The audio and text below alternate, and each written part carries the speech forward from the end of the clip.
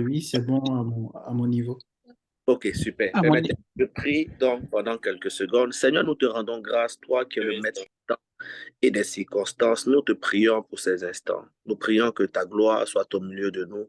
Viens ouvrir les canaux, les vannes, Seigneur Père, de ta sagesse infinie, afin de nous communiquer, Seigneur, tout ce qui vient de toi, afin de nous équiper et de nous donner, Seigneur Père, toutes les ressources nécessaires pour accomplir le mandat divin. Laisse que ta présence soit au milieu de nous. Laisse que nous soyons abreuvés et que Dieu nous soyons transformés en des guerriers pour la gloire de ton nom. Merci pour tout ce que tu fais au nom de Jésus. Amen. Amen. Alors, Amen. la semaine passée, on était en train de parler de l'onction, de la manière dont l'onction se produit. On a terminé en parlant des trois dimensions de l'onction dans la vie de David. Et ce soir, j'aimerais surtout que nous puissions parler sur l'onction sur Jésus-Christ, l'onction sur Jésus, l'onction sur Jésus. Je pense que Jésus est le modèle par excellence. C'est vraiment la personne que nous avons comme référence. C'est lui qui est allé à la croix pour nous, qui s'est donné en sacrifice. Et c'est très important pour notre ministère, pour les choses que nous sommes en train de faire, de voir comment est-ce que l'onction a fonctionné avec Jésus, comment Jésus a travaillé dans l'onction. Beaucoup de gens, on, on croit très souvent que oui, parce qu'il était Dieu, donc du coup, c'est pour ça qu'il avait naturellement l'onction. Mais si Jésus est venu par le sein d'une femme entrer sur la terre et qu'il a suivi des étapes, il y a aussi un moment où Jésus a été oint. C'est pour ça que la Bible déclare que Jésus oint de l'onction de Dieu, il commença à faire plusieurs choses. Donc, on va parler de l'onction sur Jésus et on va découvrir comment est-ce que certaines choses ont fonctionné avec lui, la manière dont Dieu a fonctionné avec lui. Et j'aimerais que nous puissions déjà commencer en prenant la Bible dans le livre de Jean, dans le livre de Jean,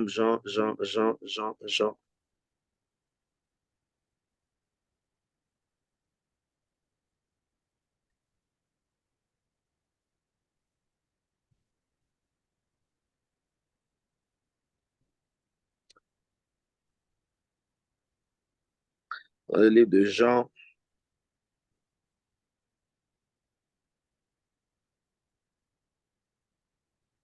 à partir du verset, lisons même à partir du verset 19. Jean le chapitre 1, à partir du verset 19. Jean le chapitre 1, à partir du verset 19. Jean chapitre 1, le verset 19. Je lis dans la version Louis II, 1910. Voici le témoignage de Jean. Lorsque les Juifs envoyaient de Jérusalem des sacrificateurs et des Lévites pour lui demander, toi, qui es-tu? Au verset 20, il déclara et ne le nia point. Il déclara qu'il n'était pas le Christ. Et il lui demandait, quoi donc? Es-tu Élie? Et il dit, je ne le suis point. Es-tu le prophète? Et il répondit, non. Il lui dit alors, qui es-tu? Afin que nous donnions une réponse à ceux qui nous ont envoyés. Que dis-tu de toi-même? Moi, dit-il, je suis la voix de celui qui crie dans le désert. Aplanissez le chemin du Seigneur, comme a dit Ésaïe le prophète. Au verset 24, ceux qui avaient été envoyés étaient des pharisiens. Il lui fit encore cette question. Pourquoi donc baptises-tu si tu n'es pas le Christ, ni Élie, ni le prophète? Jean leur répondit, moi je baptise d'eau, mais au milieu de vous, il y a quelqu'un que vous ne connaissez pas, qui vient après moi. Je ne suis pas digne de délier la courroie de ses souliers.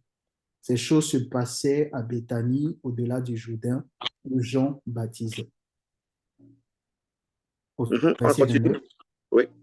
Le lendemain, il vit Jésus venant à lui et il dit, voici l'agneau de Dieu qui ôte le péché du monde. C'est celui dont j'ai dit, après moi vient un homme qui m'a précédé, car il était avant moi. Je ne le connaissais pas, mais c'est afin qu'il fût manifesté à Israël que je suis venu pour baptiser d'eau. Jean rendit ce témoignage. J'ai vu l'Esprit descendre du ciel comme une colombe et s'arrêter sur lui. Je ne le connaissais pas. Mais celui qui m'a envoyé baptiser d'eau, celui-là m'a dit, celui sur qui tu verras l'Esprit descendre et s'arrêter, c'est lui qui baptise du Saint-Esprit. Au verset 34, et j'ai vu et j'ai rendu témoignage qu'il est le Fils de Dieu. Amen.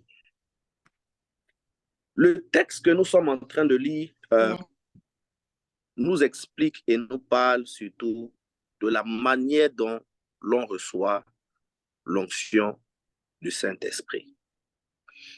Pour la petite histoire, avant même de commencer à entrer dans le vif même du message, je me rappelle dernièrement quand je suis allé en Israël, par la grâce de Dieu, je suis allé jusqu'au Jourdain. Et vous savez, le lieu où se retrouve le Jourdain, c'est un endroit où il fait très chaud. C'est limite le désert. Vous savez que, peut-être pour ceux qui ne le savent pas, c'est au niveau d'Israël que se trouve le lieu le plus bas de la terre. Au niveau d'Israël. C'est au niveau d'Israël que se trouve le lieu le plus bas de la terre. Et ce lieu-là est situé vers la mer Morte. C'est l'endroit donc où on parle de la statue de sel lorsque Lot était en train de sortir et que sa femme donc était en train de regarder en arrière, elle est devenue une statue de sel et tout ça. C'est vraiment dans cette période-là. Et quand vous allez un peu plus loin, vous découvrez le Jourdain. Et c'est un lieu, la mer ne ressemble à rien, mais autour du Jourdain se trouve un désert. C'est tout un désert. Il n'y a pas de vie. Il n'y a pas d'hommes qui habitent là. Il n'y a pas de gens qui sont vraiment là. Et quand on parle du fait que le ministère de Jean-Baptiste était un ministère où il criait dans le désert, quand vous arrivez vraiment dans ces endroits-là, vous vous rendez compte que si vous n'êtes pas loin, vous n'êtes pas capable de prêcher dans ces endroits-là. Non seulement il fait chaud, il n'y a personne pour vous écouter, mais quand il dit je suis la voix qui crie dans le désert, pour que cette voix-là aille jusqu'à toucher des gens dans la ville, il faut vraiment que vous soyez très loin parce que la distance, je me rappelle, quand on devait déjà marcher de la route où on était, de la route où il faut arrêter toutes les voitures pour descendre jusqu'au Jourdain, vous marchez au moins 2 kilomètres. 2 kilomètres à pied pour pouvoir arriver au lieu du Jourdain. Et tout cet endroit-là, c'était la zone dans laquelle Jean-Baptiste avait l'habitude de prêcher. C'est-à-dire, en même temps qu'il prêchait aux gens, ceux qu'il touchait, il les emmenait directement au Jourdain et il les emmenait directement au baptême. Et le Jourdain, c'est un fleuve comme tous les autres. En fait, le Jourdain, c'est une eau très sale. C'est-à-dire, quand on parle de l'eau sale, si vous avez déjà vu quand il pleut, la manière dont l'eau est et tout, elle est boueuse comme ça. C'est ça le Jourdain. Donc, c'est pour ça que quand vous comprenez ça, vous comprenez pourquoi est-ce que lorsque Élisée dit à Naaman d'aller se baigner dans le Jourdain, il refuse parce que l'eau n'est pas propre. Il dit, il y a des meilleures eaux chez moi que ces eaux-là. Donc, pourquoi est-ce que je vais aller me mettre dans une eau qui est aussi sale? Mais très souvent, parfois, Dieu va prendre des choses qui n'ont pas d'éclat aux yeux pour pouvoir manifester sa gloire. Donc, Jean-Baptiste se retrouve dans cet endroit et c'est là que Jean-Baptiste est en train de prêcher. Et Jean-Baptiste est en train de parler de comment est-ce que Jésus reçoit l'onction. Il parle, on vient lui poser des questions, on lui demande qui il est et tout, s'il est un prophète et toutes ces choses. Et Jean-Baptiste ne répond pas. Mais il dit, il y a une personne qui vient après moi. Je ne suis pas digne de délier la courroie de ses pieds. Celui-là, c'est celui qui baptise surtout du Saint-Esprit. Moi, je baptise d'eau, mais lui, il vous baptisera du Saint-Esprit. Alors, la Bible dit que Jésus donc se rend au Jourdain. Et je veux surtout commencer à vous faire comprendre des choses qui sont très importantes. Le ministère de Jésus, c'est 3 ans et demi de ministère. Les 30 premières années de sa vie, la Bible ne mentionne pas beaucoup ce que Jésus était en train de faire. Et beaucoup de prédicateurs, de théologiens traduisent sur tous ces instants comme étant le temps de sa préparation, où il est en train d'être préparé et toutes ces choses. Mais je crois de tout mon cœur que même quand Dieu vous a déjà prédestiné à devenir quelqu'un qui doit parler de sa part, à devenir un ministre de Dieu, à devenir un prophète, une prophétesse, un évangéliste, un docteur, un pasteur, quel que soit ce à quoi Dieu vous appelle, je crois que ce déclic-là ne commence pas directement quand vous êtes né. Il commence à un moment bien précis. Et le moment bien précis où cela commence, c'est ce jour-là où vous recevez l'onction. Amen, on se suit. 30 ans donc dans lesquels Jésus est en train de vivre, jusqu'à ce que, au bout de la 30e année, il a vécu une vie, il a fonctionné comme il devait fonctionner. Et puis le moment est arrivé où, pour accomplir donc la prophétie, il devait passer par les eaux du baptême. Il arrive donc au Jourdain, il rencontre Jean-Baptiste, et vous allez voir que dans le texte où on parle surtout du baptême de Jésus, vous allez voir une chose qui se produit. Vous allez voir une chose qui se produit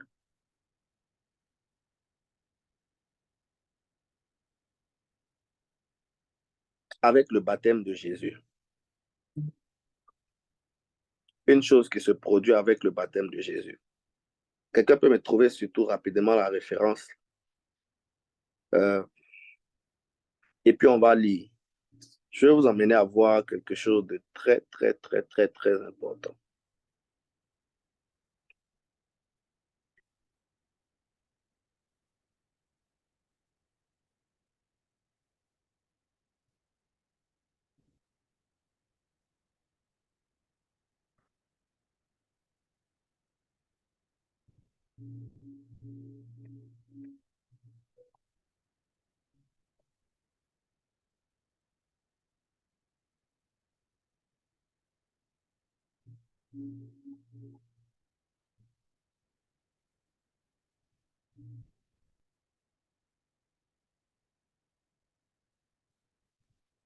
C'est Matthieu 3, le verset 13, où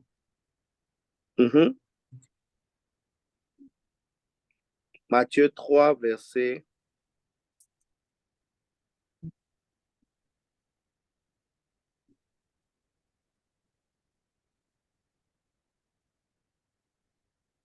OK. Lisons le verset 16. La Bible déclare, dès que Jésus eut été baptisé, il sortit de l'eau. Et voici les cieux s'ouvrirent. Et il vit l'Esprit de Dieu descendre comme une colombe et venir sur lui. Et voici une voix fit entendre des cieux ces paroles. Celui-ci est mon Fils bien-aimé, en qui j'ai mis toute mon affection. J'aimerais que dans vos Bibles, ou bien avec un fluo que vous puissiez souligner, assurer surtout cette partie-là. Elle est très, très importante. Quand le moment où Jésus doit passer par les eaux du baptême arrive, et je vais vous apprendre quelque chose peut-être que beaucoup de chrétiens ignorent. Jésus se retrouve au moment du baptême, il se retrouve là. La Bible déclare qu'il y a un phénomène qui se produit. Dès qu'il sort des eaux du baptême, automatiquement le ciel s'ouvre. L'Esprit de Dieu descend sur lui. Une voix automatiquement se fait entendre et dit, celui-ci est mon Fils bien-aimé, en qui j'ai mis toute mon affection. Lorsque vous regardez attentivement ce texte, on se pose toujours la question, beaucoup de personnes, quand ils font la lecture de la Bible, ils croient que c'est la même chose quand on parle du fait que Jésus a été revêtu du Saint-Esprit et le fait qu'il a été oint du Saint-Esprit. Lorsqu'on parle de la notion de être oint du Saint-Esprit, on parle du Saint-Esprit qui descend sur la vie d'une personne. Le symbole, la notion de l'onction n'est pas directement rattachée à la notion de l'huile. Et beaucoup de chrétiens pensent que quand on parle de l'onction, on parle directement de l'huile. C'est faux. Par moment, il peut avoir onction sans qu'il n'y ait l'intervention de l'huile, parce que l'onction appartient au Saint-Esprit. Donc, ça veut dire que quand on parle de l'onction, c'est le Saint-Esprit qui descend sur la vie d'une personne et qui le rend capable d'accomplir quelque chose, qui lui donne donc des accès, qui amplifie ses aptitudes et qui permet à cette personne de pouvoir réaliser plusieurs choses concernant son mandat et son appel. Donc, lorsqu'on parle donc de l'onction, l'onction, ce n'est pas le fait de verser de l'huile sur la vie de quelqu'un. Ce n'est pas ça, premièrement. Parce que dans la conception de tout le monde, on croit directement que être oint, c'est qu'il y a une huile. Être oint, c'est que soit forcément il y a une corne. Être oint, c'est que forcément il y a quelque chose qu'on est en train de verser. Vous pouvez bien être oint sans que l'huile ne vous touche. Parce que l'huile, il peut symboliser l'onction, mais il n'est pas l'onction. Amen. Amen. L'huile peut symboliser l'onction, mais l'huile n'est pas l'onction. Jésus se retrouve au baptême et Jésus est oint, mais il n'est pas oint à partir d'une huile. Il est oint parce qu'après le baptême, le Saint-Esprit descend sur lui. Il amplifie donc ses capacités et il y a une voix qui vient confirmer: celui-ci est mon fils bien-aimé en qui j'ai mis toute mon affection. Amen. Amen. Maintenant, j'aimerais vous faire comprendre quelque chose. Le début de l'appel commence par le baptême. Le début de l'appel ne commence pas quand vous avez fait un rêve, que vous avez vu un ange, qu'il vous est apparu, qu'il vous a dit des choses et tout. Non. Le début de l'appel, c'est quand vous commencez directement à vous lier à Dieu par le symbole du baptême. La Bible dit: celui qui croira sera baptisé. Toute personne qui se fait baptiser est conscient qu'il y a un appel, un mandat, une chose que Dieu lui confie. Et c'est parce qu'il est conscient de ces choses qu'il se lie à Dieu. Parce que le baptême, c'est une sorte d'appartenance. C'est une appartenance qu'on a avec Dieu. C'est le fait de se lier à Dieu, de dire: ma vie appartient à Dieu et je me rends donc disponible pour Dieu. Le début de l'appel d'une personne ne commence pas par un songe, par un rêve, par une révélation. Il commence premièrement. Vous pouvez parfois avoir, vous avez plusieurs gens parfois ont eu des rêves, ont eu des visions, mais ne sont jamais rentrés dans la dimension dans laquelle Dieu les appelait. Pour la simple raison qu'ils ne se sont jamais engagés. Le jour où vous vous engagez à entrer par les eaux du baptême, c'est le jour où, sans le savoir, vous répondez à l'appel. Amen. Amen. C'est le jour où vous répondez à l'appel. La deuxième des choses qu'il faut comprendre, surtout avec l'onction et même avec le baptême, c'est que beaucoup de gens ne se rendent pas compte que la première fois où ils ont été oints de leur vie, ce n'est pas le jour où le pasteur a prié pour eux. C'est le jour où, après s'être baptisé, des choses nouvelles ont commencé. Et je vais vous montrer quelques petites choses qui montrent clairement que vous avez été oint le jour où vous avez été baptisé. Là, à 80% des cas de toutes les personnes qu'on rencontre, quand ils entrent par les eaux du baptême, se sont baptisés, généralement à 80%, pas forcément tout le temps. Il y a des exceptions à la règle. Je ne pense pas que c'est une vérité absolue.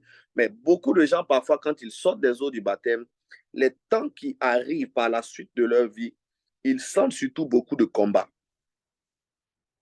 beaucoup de positions, beaucoup de résistance, comme une lourdeur, une fatigue et toutes ces choses.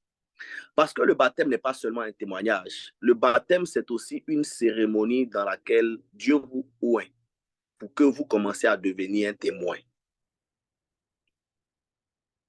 Amen. Donc, lorsque le Saint-Esprit descend sur la vie ou sur nos vies à partir du baptême, c'est souvent à ce moment-là que nous sommes oints pour accomplir quelque chose que Dieu a déjà préparé depuis la nuit des temps. Et très souvent, après le baptême, c'est là que les épreuves vont commencer. Les difficultés vont commencer. Et la raison pour laquelle vous allez sentir les difficultés et les combats, c'est à cause de l'onction. C'est qu'il y a une chose que le diable est en train de rechercher à vous enlever. Il sait que dès le moment où vous avez été baptisé, écoutez-moi, vous rentrez directement dans le domaine de l'onction. Parce qu'après avoir expié les péchés, il faut que le Saint-Esprit vous oigne pour faire quelque chose.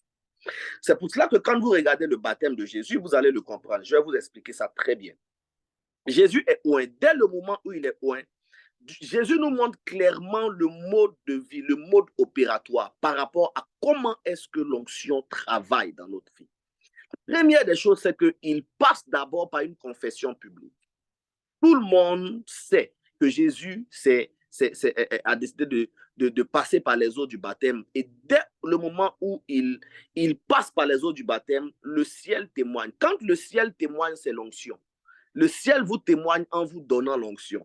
Le ciel témoigne en vous donnant des choses qui vont amplifier, qui vont emmener une capacité nouvelle, qui vont vous emmener à devenir un témoin, à vous démarquer, à faire des signes, à opérer des signes, des prodiges, à réaliser toutes sortes de choses. Et la Bible déclare que Jésus donc est oint. Quand il a fini d'être oint, automatiquement ce qui va se produire, une voix va se faire entendre pour dire celui-ci est mon fils bien-aimé. Et je vous ai dit, lorsque vous avez l'onction, l'une des premières des choses, c'est que Dieu va vous exposer à certaines situations parce que tout simplement l'onction occasionne des épreuves et des combats. C'est la raison pour laquelle lorsque Jésus est oint, vous allez bien remarquer que dans le timing des choses de la Bible, les choses ne se font pas par hasard. Même quand on lit la Bible, il ne faut pas la lire de façon linéaire. Il faut comprendre toutes les choses. Vous allez voir que dès que Jésus est oint, automatiquement, il est transporté par le diable dans le désert. Là où il passe 40 jours et 40 nuits. La Bible déclare, Jésus fut transporté dans le désert pendant 40 jours et 40 nuits où il fut tenté par le diable. Pourquoi est-ce que le diable le tente juste après qu'il ait été baptisé? C'est parce que Jésus avait été oint. Et le diable n'aime pas l'onction. Il n'aime pas les hommes qui sont oints. Il n'aime pas les hommes qui ont reçu de Dieu. Il va toujours chercher comment compromettre leur onction en emmenant devant eux des embûches, en emmenant devant eux des tentations. Et c'est pour cela que le diable donc se présente devant Jésus et il commence à lui donner toutes sortes de choses qui vont l'emmener à ne pas maintenir l'onction, mais à pouvoir perdre l'onction. C'est souvent la raison pour laquelle vous allez avoir beaucoup de combats, même juste après le baptême, sans même comprendre que vous avez été oint. C'est juste parce que l'onction a commencé à attirer les esprits qui sont contre le fait que vous devez accomplir les choses pour Dieu. Amen. Donc Jésus se retrouve dans le désert où il est tenté. Et quand il est tenté, vous allez voir une chose qui se produit. On va le lire et je vais vous montrer quelque chose. Regardez quelque chose. Prenez Matthieu le chapitre 4, à partir du verset 1er. On va le lire petit à petit et puis on va expliquer chaque étape, chaque chose, pour que vous compreniez la manière dont le diable fonctionne et même la manière dont il cherche à toucher à l'onction de Dieu sur votre vie. La Bible dit, alors Jésus fut emmené par l'Esprit dans le désert pour être tenté. C'est-à-dire qu'il a été emmené, ce n'est pas pour jeûner, hein, c'est pour être tenté. Ce n'est pas parce qu'il y avait quelque chose d'exceptionnel, c'est pour être tenté. Je vous ai dit, après l'onction, la première des choses que vous allez rencontrer, ce sont les épreuves. Quand David a été oint, son premier défi, c'était de rencontrer Goliath. Donc, ne pensez pas que quand vous êtes en train de prier, Seigneur, donne-moi l'onction, donne-moi l'onction. En même temps que vous demandez, donne-moi l'onction, en même temps, soyez sûr à 110% que après avoir reçu l'onction, la seule manière par laquelle vous allez sentir que vous avez reçu l'onction, c'est que des problèmes vont se mettre sur votre chemin. Ce n'est pas le moment de dire à Dieu, ben, je suis en train de souffrir. En fait, tu as été oint pour ça. La raison pour laquelle vous allez sentir beaucoup d'embûches par moment dans votre vie, juste après avoir demandé la gloire de Dieu, la présence de Dieu, la Shekinah, ton onction sur ma vie, aide-moi à conquérir les nations. Quand tu vas finir de prier comme ça, il y a un problème qui va arriver. Le problème qui arrive, il n'arrive pas pour s'opposer au fait que tu dois recevoir l'onction. En fait, c'est parce que tu as reçu l'onction que le problème se met devant toi. La Bible dit Jésus va être emmené par l'Esprit dans le désert pour être tenté. Parce que l'onction a besoin d'épreuves pour grandir. Sans l'épreuve, l'onction sur votre vie ne va pas évoluer. Sans les combats, sans les embûches, votre onction ne va pas évoluer. Écoutez, il faut des situations qui vous emmènent à chercher Dieu plus pour que Dieu puisse prendre beaucoup de place dans votre vie. Quand Dieu doit parfois prendre la place dans votre cœur, il ne va pas simplement directement venir. Il va emmener des oppositions pour que vous le cherchiez plus. Donc, Jésus est emmené dans le désert pour être tenté par le diable. Et la Bible déclare, après avoir jeûné 40 jours et 40 nuits, il a eu faim. Le tentateur s'étant approché de lui, lui dit, si tu es fils de Dieu, ordonne à ces pierres qu'elles deviennent du pain. Jésus répondit, il est écrit, l'homme ne vivra pas seulement de pain, seulement, mais de toute parole qui sortira de la bouche de Dieu. La première dimension ou le premier niveau de tentation que le diable va emmener pour toute personne qui est loin, c'est la convoitise de la chair. Il va éprouver votre chair. Il va voir votre limite. C'est pour ça que parfois, beaucoup de gens qui sont loin ont beaucoup de problèmes, parfois avec la sexualité. C'est le problème de la chair. C'est la première tentation. Bizarrement, quand tu as fini de jeûner, tout le monde te trouve beau, tout le monde te trouve belle. Tout le monde commence à t'écrire, tout le monde commence à vouloir te parler. Tu commences à voir des choses bizarres, tu ne comprends pas. C'est le problème de l'onction. La première tentation, c'est la tentation de la chair. Là où on te met des choses, pas pour satisfaire ton âme ni ton esprit, mais pour que ta chair, juste satisfaire ta chair, ton corps. Et si tu ne résistes pas à ça, tu auras déjà échoué dans le processus de l'onction. Parce qu'on peut être loin sans être revêtu. La première des choses, c'est que Dieu va te oindre. Mais l'onction que Dieu te donne, ce n'est pas directement un revêtement. C'est après avoir passé toutes ces épreuves, après avoir lutté contre la chair, que quand tu vas passer toutes les épreuves, Dieu va maintenant protéger cette onction en mettant sur toi un revêtement. Quelqu'un me suit? Donc, première dimension, c'est la dimension de la dimension de la convoitise de la chair. La chair est stimulée. La chair va être exploitée. Mais tu ne vois pas que là, si tu fais et tout, regarde, il faut que les gens t'acclament. Qu'on commence déjà à t'appeler Archibishop. Quand tu commences à porter le nom de prophète, là, quand tu commences à te sentir, il faut que ça stimule ta chair, ton ego. Tu sais, cette petite chair-là, et tout, tu te sens un peu bien. Mais tu es en train parfois d'échouer. Pourtant, tu n'as même pas encore commencé. Il dit, si tu es fils de Dieu, ordonne. Ça veut dire, il dit ordonne. Parce qu'il a vu que Jésus a fait. Ordonne que ces pierres deviennent du pain. Ça ne veut pas dire que Jésus n'en a pas les capacités. Mais ce n'est pas nécessaire. Lorsque vous êtes loin, vous devez faire la différence entre ce qui est utile et ce qui ne l'est pas. Ce qui est nécessaire et ce qui n'est pas nécessaire. Ce n'est pas parce que vous pouvez forcément lever tous les paralytiques que vous devez lever tous les paralytiques. Il y a des paralytiques qui doivent rester paralytiques parce que Dieu estime qu'il y a encore des choses qui n'ont pas encore changé. Ne croyez jamais que l'onction vous donne le droit de tout faire. Ne croyez jamais que l'onction peut vous emmener à être un super-héros pour réaliser toutes choses. Même Jésus de son temps n'a pas guéri tout le monde. Il y a des choses qu'il a faites, il y a des choses qu'il n'a pas faites.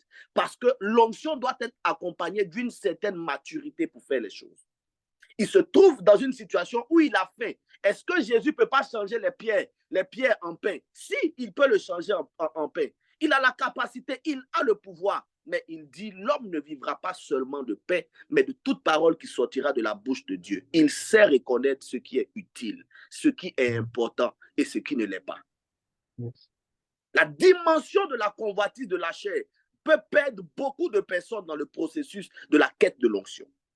Beaucoup de gens échouent avec l'onction tout simplement parce que, premièrement, lorsque la chair est stimulée, ils commencent directement à se dire non, je peux le faire. Et comme tout le monde va commencer à t'acclamer, tu vas croire que tu fais bien. Pourtant, tu fais bien pour les hommes, mais pour Dieu, tu es à côté de la plaque. Sachez toujours que celui qui vous a donné l'onction vous regarde du haut des cieux. Et c'est lui à qui vous devez rendre compte. Il n'y a aucun compte à rendre aux hommes. Je disais encore quelque part aujourd'hui à une personne que je recevais en entretien, je sais qui je suis, je sais qui je vaux et je n'ai pas besoin de me sentir en concurrence parce qu'une autre personne est en train de faire telle chose et les chrétiens vont parfois vous pousser dans une sorte de concurrence pour dire non, l'autre, il faut que aussi je fasse. Si vous faites ça, vous allez passer à côté. Ne laissez pas votre chair dominer sur vous. soyez des hommes spirituels, des femmes spirituelles. Amen. Qui comprenez l'onction que Dieu a déposée sur leur vie pour savoir que la convoitise de la chair est une chose que le diable va emmener pour tuer l'onction. La première dimension, c'est cette dimension de la tentation, où la chair va être convoitée. La deuxième des choses, la Bible dit, le diable le transporta dans la ville sainte, le plaça sur le haut du temple, le plaça sur le haut du, le plaça sur le haut du temple. Est-ce que je peux dire quelque chose ici? Écoutez-moi, la Bible n'a pas dit que c'est un ange qui l'a placé sur le haut du temple. La Bible dit que c'est le diable qui l'emmenait sur le haut du temple. Le haut du temple, qui représente la présence de Dieu. C'est là-bas que le diable a réussi à emmener Jésus. Vous savez, quand je suis allé en Israël, j'ai pu voir l'endroit. Vous savez, quand vous arrivez à Jéricho, parce que c'est à Jéricho que Jésus a été tenté. Quand vous arrivez à Jéricho, il y a une montagne. La montagne, on appelle ça la montagne de la tentation. J'ai même peut-être qu'après, j'emmènerai les photos peut-être à Jean-Noël et puis il va vous le montrer pour que vous puissiez le voir. Parce que ça se trouve dans mon autre téléphone. La montagne est tout au-dessus. Aujourd'hui, la montagne est quadrillée, c'est devenu comme une base militaire. Écoutez-moi, quand la Bible parle, et d'ailleurs, on parlait avec certaines personnes juives, certaines personnes juives disent que on croit très souvent que c'est physiquement, comment on appelle ça, spirituellement que le diable a transporté. La Bible, ceux qui sont là-bas vous expliquent dans l'histoire ce qui a été répandu comme la nouvelle. Ce n'est pas un esprit qui a été transporté, c'est que physiquement, il prend Jésus, il le soulève pour l'emmener du haut de la montagne. Et donc, il y a... Toi, tu crois, et beaucoup de chrétiens se disent très souvent, moi, le diable ne peut pas me toucher. Le diable a touché Jésus, il l'a pris, il l'a emmené sur la montagne. Il l'a emmené sur le haut de l'église. Ne crois pas que tu es aussi spirituel que Jésus pour croire que le diable ne peut pas avoir accès à toi. S'il a eu accès à Jésus, c'est que toi-même, ta vie, il peut en avoir accès aussi facilement. Donc, avec beaucoup d'humilité, on doit surtout comprendre que par moment, c'est souvent Dieu qui nous protège. C'est souvent Dieu qui prend le soin de nous garder, qui veille sur nous. La Bible dit qu'il le transporta. Et on voit clairement du lieu où Jésus était et le lieu qui est le sommet de la montagne. Il y a une très grande différence. Il faut marcher, il faut monter, il faut aller jusqu'à certaines hauteurs pour arriver au sommet de la montagne. Et quand vous arrivez maintenant au sommet de la montagne, de là, vous pouvez voir tout Jéricho jusqu'à ce que vous voyez le Jourdain, toutes les autres choses. Et l'histoire raconte une chose. Je vous donne, c'est une parenthèse que j'ouvre. La Bible déclare, quand Jésus s'est retrouvé, il était à Jéricho. Quand il s'est retrouvé dans le désert en train de jeûner, la Bible dit, même pas la Bible, l'histoire raconte qu'au 20e jour du jeûne de Jésus, je ne sais pas si c'était les gens disent, ils ne savent pas si c'était la pression de l'onction qui reposait sur Jésus, la manière dont il était en train de jeûner. Il était allé jeûner dans le désert, mais il était un peu au-dessus de la ville. L'histoire raconte qu'au 20e jour de son jeûne, la ville s'est affaissée. Toute la ville. Pas un seul endroit de la ville. C'est comme si la ville est descendue d'un niveau. Et les gens disent, à cause de la pression de l'onction que Jésus transportait, elle avait la capacité d'emmener la ville à descendre à un certain niveau. Vous n'êtes pas conscient de ce que l'onction est capable de faire quand elle se trouve sur la vie d'une personne. Elle est même capable de bouleverser toute une nation, tout un pays, si cet homme-là comprend que ce qu'il transporte, c'est une chose divine de Dieu. Jésus se retrouve là, dans cet endroit-là.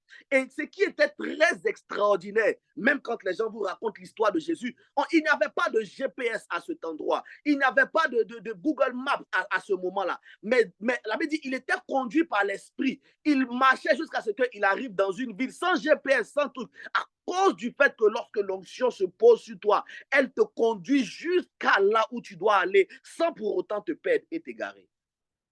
Il se retrouve là, il est en train de jeûner, il est en train de chercher la face de Dieu. La Bible déclare que le diable le prend, il l'emmène sur le haut le haut du temple et il dit une chose. Il lui dit, si tu es le Fils de Dieu, jette-toi en bas, car il est écrit, il donnera des ordres à ses anges et à ton sujet, et ils te porteront sur les mains de peur que tes pieds ne heurtent contre une pierre. Jésus lui dit, il est aussi écrit, tu ne tenteras point le Seigneur ton Dieu. Le deuxième niveau de tentation de l'onction, c'est ce que j'appelle l'orgueil de la vie. L'orgueil de la vie. Là où vous vous trouvez à un certain niveau, vous vous sentez intouchable. Vous avez l'impression que l'onction vous protège tellement que vous êtes capable même de marcher sur la tête des gens. Orgueilleux par rapport à la vie, orgueilleux par rapport à telle chose. Écoutez-moi, les vraies personnes ointes sont humbles. Les vraies personnes ointes sont humbles et effacées. Parce qu'ils savent que la gloire ne vient pas pour les hommes. La gloire, elle retourne toujours à Dieu. Nous ne sommes que des vases. Nous transportons seulement la grâce de Dieu. Nous transportons le dépôt de Dieu. Tout ce qu'on fait, on le fait par la grâce de Dieu. On n'est pas né avec ces choses. C'est pas héréditaire. C'est une chose que Dieu a bien voulu nous donner par grâce, juste pour répondre aux besoins des hommes, pas pour notre propre bien. D'ailleurs, vous allez vous rendre compte qu'un homme peut prophétiser pour les autres, mais il ne sait pas prophétiser pour lui-même. Il aura toujours besoin que quelqu'un lui prophétise. Sinon, pour lui-même, il ne peut pas prophétiser. Est-ce que moi-même, je sais comment est-ce que je vais devenir dans 5 ans, dans 10 ans? Est-ce que je peux prophétiser sur ma vie? Non, parce que l'onction, Dieu le donne pour les autres. Mais regardez la deuxième tentation. Le diable l'emmène à une dimension élevée et lui dit non, non, tu sais que tu as l'onction. Si tu te jettes tout de suite, les anges vont venir te porter. Tu as la capacité d'inviter les anges, d'emmener la Shekinah de Dieu, de faire en sorte que les anges puissent te porter. Jette-toi et tu vas voir que ça va se produire. Mais Jésus comprend dans la sagesse que ça, c'est l'orgueil de la vie. La deuxième des choses qui va essayer de prouver votre onction, de toucher à votre onction, c'est l'orgueil de la vie. Il y a des gens, il y a des moments, il y a des personnes que vous allez croiser, ils se sentent tellement intouchables. L'orgueil de la vie. Ils sentent qu'ils ont l'onction, qu'ils se disent clairement. Oh, parfois, vous avez déjà entendu certainement des paroles comme ça. Si moi, je te maudis, tu vas être tel truc. L'orgueil de la vie. Des paroles parfois que tu peux prononcer qui sont seulement remplies d'orgueil parce que tu te dis qu'avec l'onction de Dieu, tu peux tout faire. Ce n'est pas parce que vous pouvez faire certaines choses que vous devez les faire. Ce n'est pas parce que Jésus a reçu l'onction qu'il est oint, qu'il a la capacité d'inviter des anges, qu'il va se jeter du haut du temple, juste pour montrer au diable que je suis Dieu. Moi, je suis Dieu. Moi, est-ce que tu me connais? Moi, est-ce que tu sais que j'ai l'onction? Moi, si je dis telle chose, moi, c'est cela. L'orgueil de la vie, elle va vous perdre. Elle va faire de sorte à ce que vous serez en train de stagner. Vous n'atteindrez jamais la prochaine dimension. Vous n'atteindrez jamais le revêtement. Si vous commencez à croire qu'à un certain moment, rien ne peut se faire sans vous. Que si vous faites des choses, c'est là que ça va marcher. Si vous vous jetez, si vous commencez à organiser tel truc, c'est pour vous seul que les gens vont se lever. Mais pour les autres, vous sentez, vous dites non, non, à part nous, il n'y a pas quelqu'un qui fait des choses comme nous. La Bible déclare que si nous, on ne fait pas, il y a des pierres que Dieu va louer. Donc ça veut dire qu'à un certain moment donné, vous devez comprendre que certaines choses, certaines luttes, certaines comparaisons, ce qu'on dit chez nous, certains m'as-tu vu, certaines choses sont inutiles. Ne cédez jamais à la deuxième tentation qui a pour but de tuer l'onction. C'est l'orgueil de la vie. Amen. L'orgueil de la vie. La troisième des choses que le diable va emmener comme tentation. La Bible dit, le diable le transporta sur une montagne très élevée. Maintenant, c'est sur la montagne. Il l'emmenait du haut du temple. Maintenant, il l'emmenait sur la montagne. Il l'emmène sur la montagne très élevée et il va lui montrer tous les royaumes du monde et leur gloire. Et il leur dit, je te donnerai toutes ces choses si tu te prosternes et m'adores. Jésus lui dit, retire-toi de moi, Satan, car il est écrit, tu adoreras le Seigneur, ton Dieu, et tu le serviras lui seul. La troisième des choses qui est comme une tentation, c'est la richesse du monde. Ne servez jamais Dieu pour devenir riche. L'onction de Dieu n'est pas pour votre richesse, c'est pour enrichir les autres. L'onction que Dieu dépose sur vous, ce n'est pas pour commencer à faire des... Il y a beaucoup, vous savez, avec beaucoup de recul, si on doit regarder beaucoup de choses, on va se rendre compte que beaucoup de gens se servent de Dieu, mais ils ne servent pas Dieu. Et le plus grand danger de l'onction, c'est de se dire que parce que j'ai la capacité de faire, je dois donc obtenir tout ce que je veux. C'est une manière de servir le diable avec l'onction de Dieu sans le savoir. Il dit une chose, il dit, si tu te prosternes devant moi, si donc ton cœur est attiré vers tout ce qui est bien, cette gloire, je peux te la donner. Si tu commences à rechercher les honneurs, l'argent, la richesse, si c'est ça, ton but pour lequel tu sers Dieu, en réalité, tu ne sais pas Dieu. Tu es en train de servir le diable. Il savait clairement que Jésus était loin, mais il lui propose cette tentation. Il dit, prosterne-toi devant moi, je te donnerai tous les royaumes. Écoutez-moi, dans ce passage, quand on le lit, Satan n'est pas en train de dire une chose qu'il ne possède pas. Il a tous les royaumes. Pourquoi? Parce que depuis la chute de Adam, il a récupéré le contrôle sur toutes choses. C'est pour ça que le monde lui appartient. C'est pour ça que vous allez regarder, vous allez vous rendre compte, la raison même pour laquelle il y a l'enlèvement, c'est parce que le monde est assiégé par le diable. C'est lui qui contrôle, qui gère, qui rend les gens prospères. Ne vous laissez jamais influencer par des hommes qui sont en train de transporter des richesses et de se dire que c'est Dieu qui a béni. Ce n'est pas forcément parce qu'il est béni que c'est Dieu qui l'a fait. Parfois, c'est le diable qui est la source de la bénédiction.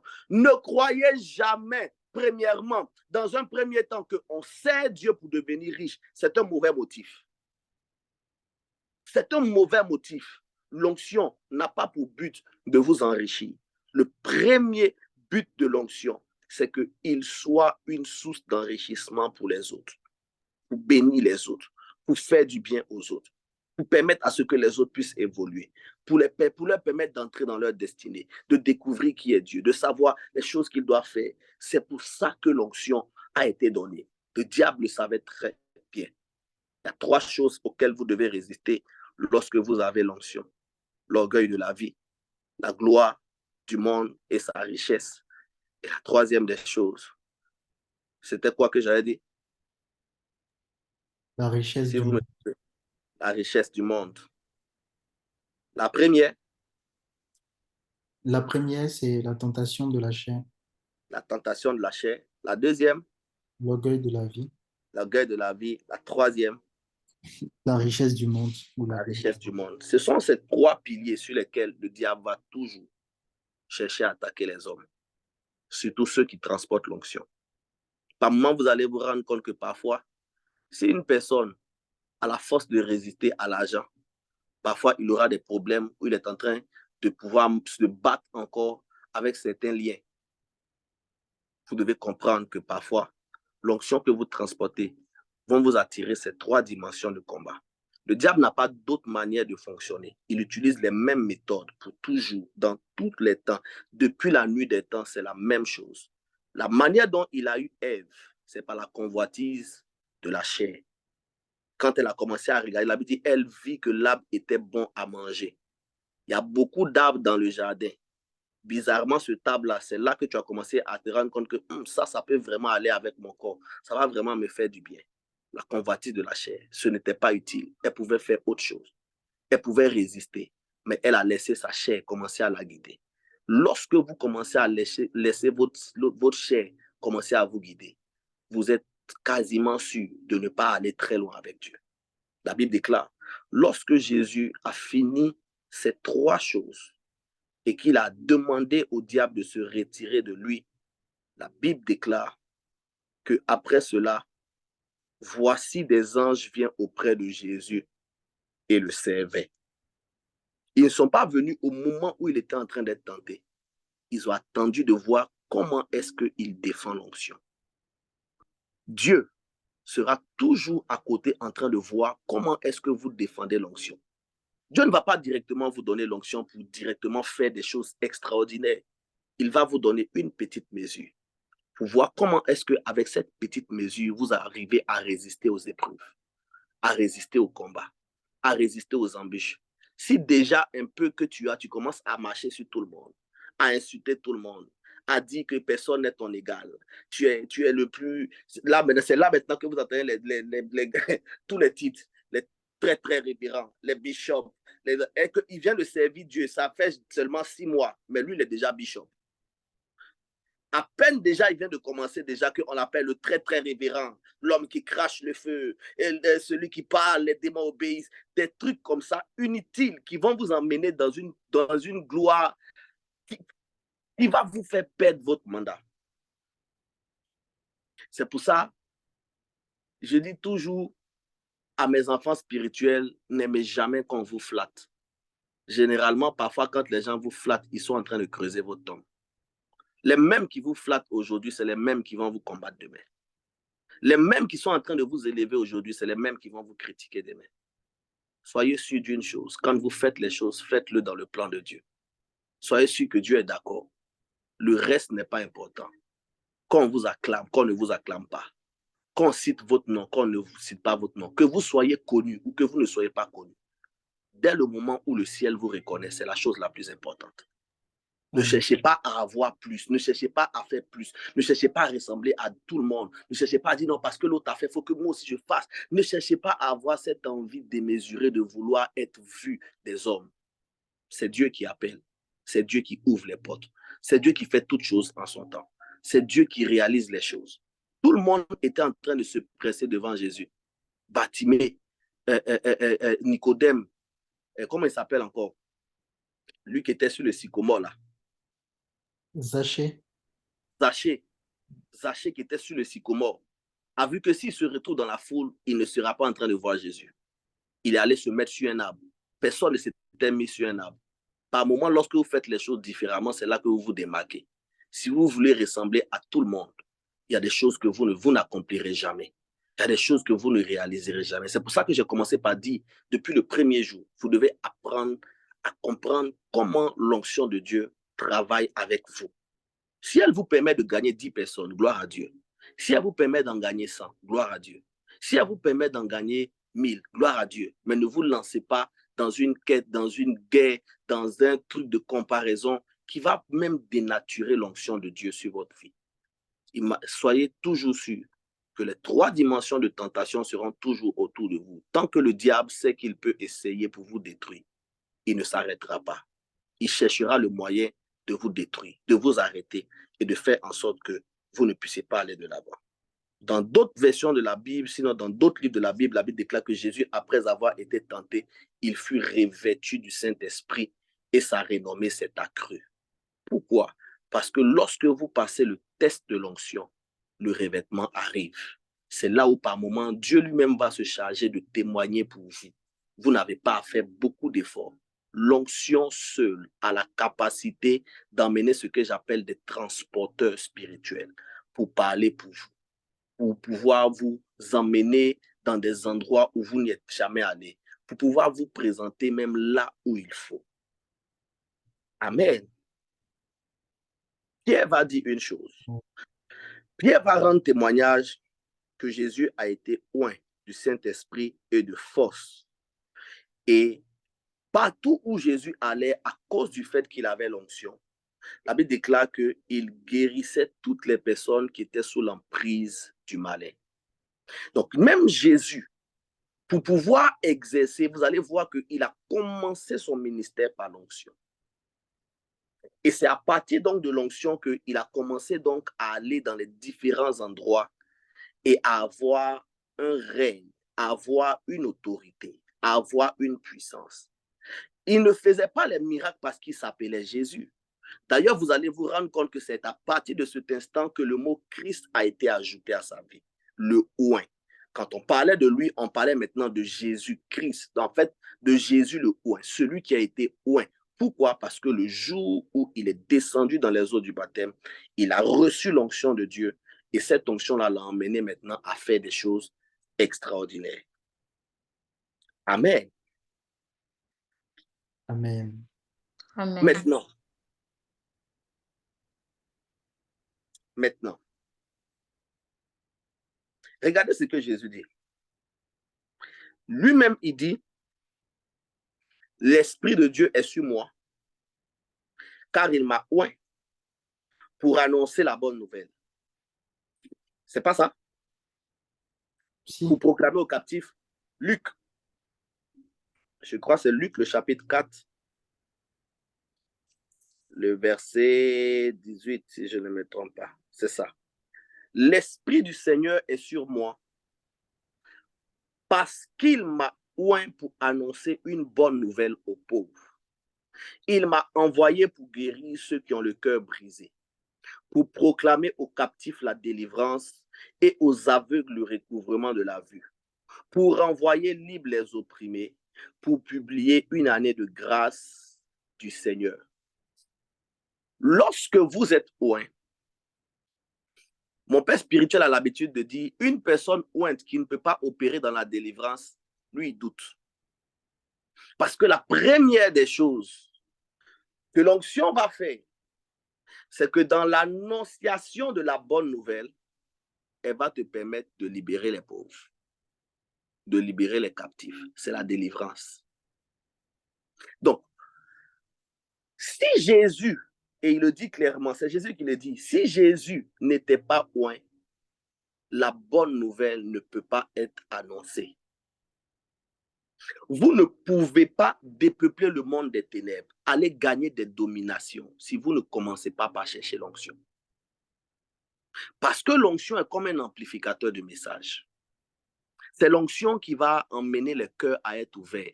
Vous savez, vous pouvez parler à quelqu'un, ses oreilles vont entendre, mais son cœur est fermé. Ce qui ouvre les cœurs, c'est l'onction. C'est l'onction qui va apporter une vie dans le cœur d'une personne, qui va apporter une vie là où tout est séché, tout est détruit. Donc, lorsqu'une personne est oint, la première des choses, c'est qu'il devient un porteur de bonnes nouvelles. Première des choses. Il devient un porteur de bonnes nouvelles. La deuxième des choses, c'est qu'il est envoyé pour guérir ceux qui ont le cœur brisé. Parce que l'onction est réparatrice. Peut-être qu'aujourd'hui, je n'aurai pas la possibilité de vous parler de ça, mais la prochaine fois, je vais arriver maintenant dans les notions hébraïques de l'onction. Et vous allez comprendre tout ce que veut dire l'onction. En fait, il y a près de 16 expressions, 8 expressions qui parlent de l'onction. Ce n'est même pas une seule chose qui définit l'onction. Il y a plusieurs notions qui définissent l'onction. Et quand vous allez comprendre d'où est tiré tous ces mots pour pouvoir traduire l'onction, vous allez comprendre que c'est la chose la plus importante qu'une personne qui veut servir Dieu doit rechercher. Parce que lorsque vous avez l'onction, vous allez attirer des gens. Lorsque vous avez l'onction, les portes vont s'ouvrir devant vous. Lorsque vous avez l'onction, en fait, là où vous étiez, vous devez être en train de souffrir, vous ne souffrirez pas. Parce que le Saint-Esprit lui-même se chargera de positionner les choses pour vous donner des accès. Vous savez, quand vous avez l'onction, vous n'avez pas besoin de faire beaucoup de discours pour essayer de convaincre des choses. L'onction s'impose partout. L'onction a la capacité d'incliner le cœur des rois. Vous pouvez être jeune, vous retrouvez devant une personne adulte. La seule chose qui va permettre à ce que cette personne vous écoute, c'est l'onction. C'est l'onction qui va faire en sorte que lorsque la personne vous écoute, elle a l'impression que vous êtes plus âgé qu'elle. Parce que tout simplement, le Saint-Esprit sait tout. Il est omniscient, il est omnipotent, il est omniprésent, il détient tout. La science infuse, il connaît le passé, le présent et le futur. Et quand vous avez l'onction, vous êtes en capacité d'être une solution pour l'humanité. Amen. Il dit, il m'a oint pour annoncer la bonne nouvelle aux pauvres, pour guérir ceux qui ont le cœur brisé, pour proclamer aux captifs la délivrance, pour aux aveugles les recouvrements de la vue, pour renvoyer libres les opprimés, pour publier une année de grâce. Toutes les choses autour duquel va tourner l'onction. C'est ça. Jean-Luc 4, le verset 18. Le mandat rattaché à l'onction, la chose rattachée à l'onction. Tout ce que l'onction va vous permettre de faire, c'est ce que Jésus est en train de citer ici. C'est ça la mission de l'onction. Ce n'est pas pour pouvoir aller avoir beaucoup d'argent et remplir son compte en banque, pour pouvoir entrer dans les palais et être reçu par les autorités. Ce n'est pas ça que la Bible est en train de dire. Si Dieu vous ouvre d'autres portes, c'est une autre chose qui s'ajoute. Mais n'oubliez jamais la raison pour laquelle vous avez été oint. N'oubliez jamais. Vous savez, beaucoup de gens, si je le dis de tout mon cœur aujourd'hui, c'est parce que de toutes les années du ministère que j'ai vu des gens commencer bien et j'ai vu des gens se perdre en route. J'ai vu des gens à cause de l'onction, à cause de la manière dont Dieu avait commencé à travailler avec eux, ils ont commencé à s'égarer, ils ont commencé à se perdre. Ne faites pas la même erreur. L'onction, c'est une chose que Dieu vous donne pour servir les autres, pour servir l'humanité, pour emmener les hommes à se réconcilier avec lui, pour libérer les pauvres, pour emmener tous les cœurs à reconnaître que Jésus est le centre de toute autre chose. Amen. Donc, voici toutes les choses autour desquelles va tourner l'onction. Elle va fonctionner dans cette dimension, guérir, délivrer et tout. Et Jésus avait un ministère d'enseignement, de guérison et de délivrance, mais qui était toute la résultante de l'onction. L'onction qui était sur Jésus lui permettait de faire toutes les œuvres qu'il avait faites. Et la raison pour laquelle on parle de Jésus jusqu'à aujourd'hui, c'est à cause de l'onction qu'il transportait. C'est à cause de la manière dont Dieu l'utilisait. Lorsque vous voulez avoir une vie d'impact, ne cherchez jamais premièrement à vous associer, à vous reposer sur des compétences ou des capacités humaines. Je dis toujours, un homme qui cherche Dieu sera toujours cherché par les hommes. Un homme qui se présente devant Dieu et qui est constamment devant Dieu aura toujours les cœurs des hommes inclinés vers lui. Si vous voulez impacter votre génération, si vous voulez réaliser de grandes choses, si Dieu doit compter sur vous pour accomplir tout ce dont il a besoin, cherchez l'onction de tout votre cœur. Quelqu'un disait un jour, non, c'est peut-être mauvais de chercher l'onction et toutes ces choses. Écoutez-moi, cherchez l'onction. L'onction, c'est chercher le Saint-Esprit.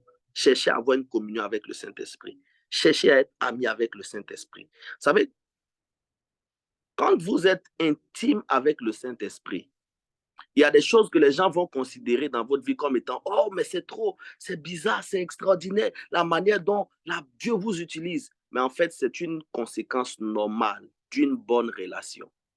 Parce que vous avez une très bonne relation avec le Saint-Esprit, il vous donne tout ce qu'il a de meilleur. Tout ce qui peut vous rendre capable, tout ce qui peut vous rendre surnaturel, tout ce qui peut vous donner la capacité de réaliser de grandes choses, de faire de vous un fidèle témoin.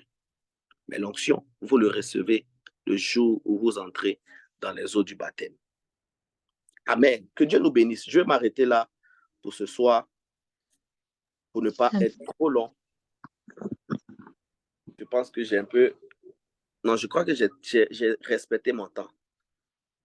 Est-ce qu'il y a une question? Est-ce qu'il y a des questions?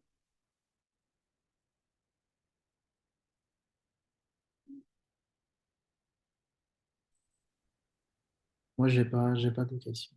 Il n'y a pas de questions?